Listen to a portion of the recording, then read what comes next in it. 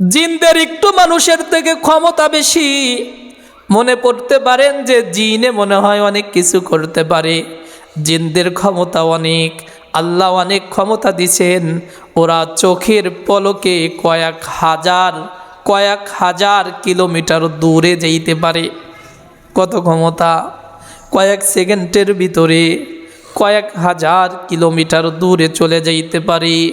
এক সময় তো এমন ছিল, নবীজির উপরে ওহী নাজিল হওয়ার আগে জিন জাতিরা সপ্তম আসমান পাড়ি দিয়ে আল্লাহ তাআলার আরশের কাছাকাছি যাইতে পারতেন।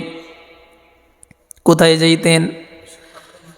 আল্লাহ পাক রব্বুল আলামিনের আরশের কাছাকাছি যাইতে পারতেন।